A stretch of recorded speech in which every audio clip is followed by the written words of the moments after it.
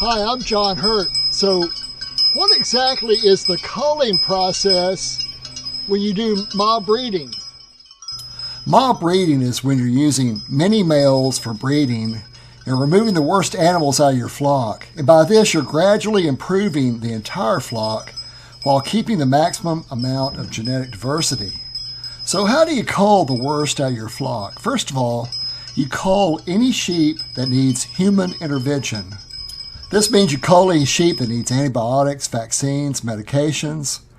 This clostridium vaccine is to prevent Enterotoxemia, which is caused by feeding grain. So also stop feeding grain. They need to be 100% grass-fed. The next sheep group you want to cull are any sheep that need dewormers. And so this may limit it just down to the St Croix and Barbados blackbelly in humid areas, but if you're in an arid region, you can raise Dorpers. You can raise other sheep and still use this method, but you want to cull all the ones that need dewormers.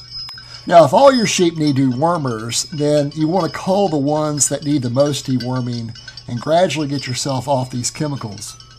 You want to cull any sheep that are lame, have hoof problems. You also want to cull any that need hoof trimming. Now, again, the hoofs will grow too fast because you're feeding them grain. If you just feed grass, you won't have a lot of problems that you do with grain.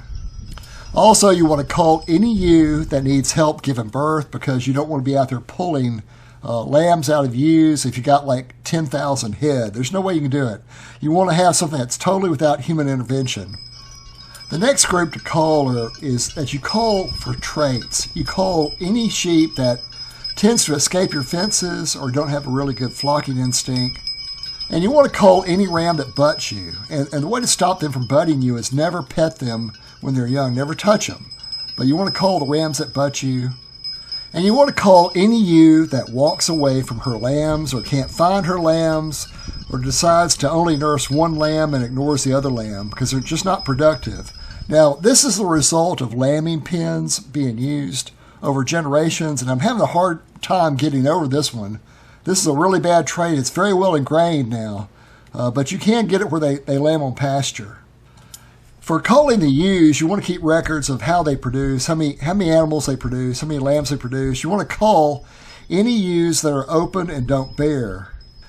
Next, you want to record their births and track any ewes that always bear just one lamb. If it's consistently that they bear just one, then cull it if you have reached your carrying capacity or maximum stocking rate for your farm. It could just be environmental while they're only bearing one and not hereditary, so you want to look at them for several years. Triplets are okay if they're all healthy. I had to cull a ewe that always gave me triplets because she was always skinny, which is understandable for nursing 3 lambs, but so were her offspring. They were skinny too. So if you have a ewe that always gives healthy triplets, that's a really good ewe and a good trait to have.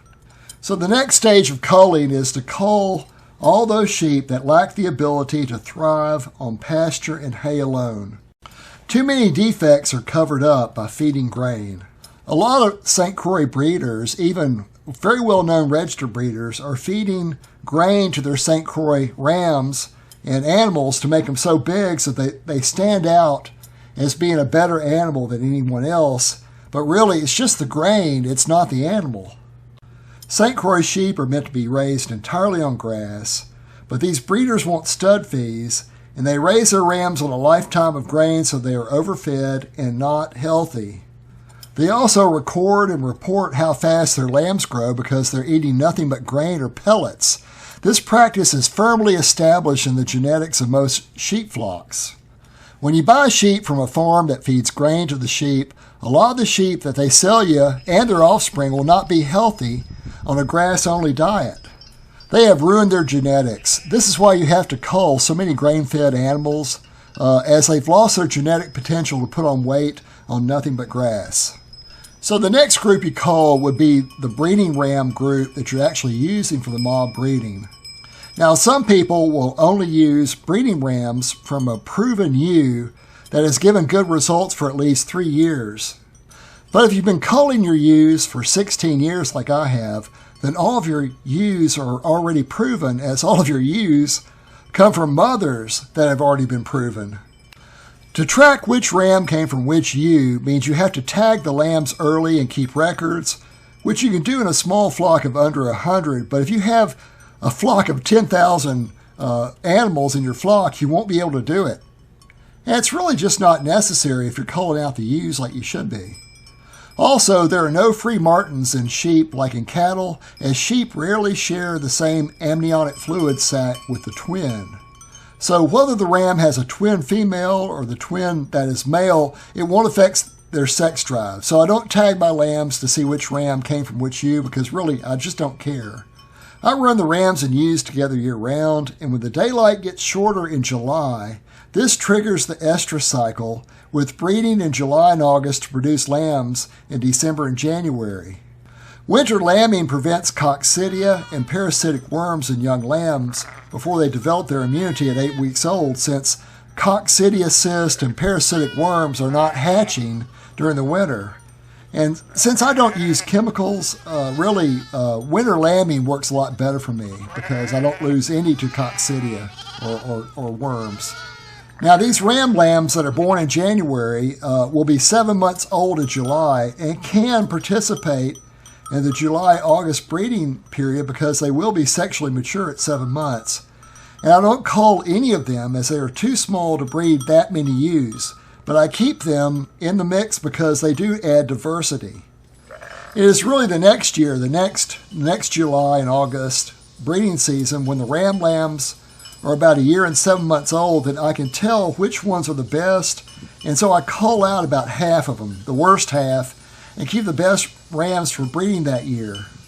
These rams will only get 1 year to breed as a full adult, and if for some reason I really like the ram, I may let it breed 2 years, but never longer due to the inbreeding it would cause.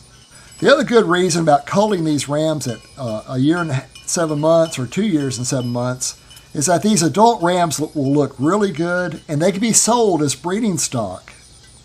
Now, you can't sell your other culls as breeding stock, but these rams you can. The only thing you can do with your culls is to either put them as meat in your own fridge or sell them to a commercial buyer.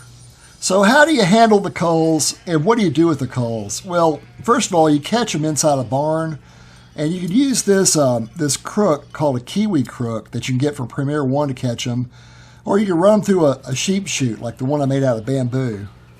So once you catch them, you take them to the processor, like a custom processor, and all these culled sheep, even though they may be older, ewes, or whatever they are, they're all 100% chemical free, which is much better than even USDA organic lamb because the organic certification process allows a lot of chemicals in livestock, which most people don't know. Ground organic lamb or chemical-free lamb goes for $22 a pound for ground lamb. Now, if you sell to the public, you got to go through a USDA inspected meat processor. But if you sell to your friends, just to your friends, through a private membership association, you can use a much cheaper custom meat processor that's still inspected by the state, but you're not under this tyranny of the USDA. Really, the whole purpose of the USDA is to make agriculture profitable for the big guys and to keep small producers out of the market. By having a private membership association, you're under private contract with the people in your association. You're not selling to the public. You're not open to the public. So the USDA has no jurisdiction over how you transact business in a private manner with a private treaty. So that's a much more profitable way to handle your culls than selling to a commercial buyer that won't give you anything for how pure the animal is, just how it looks on the outside. Well, I hope these ideas have helped you, and be sure and check out our website at Certified Chemical Free. Thank you very much.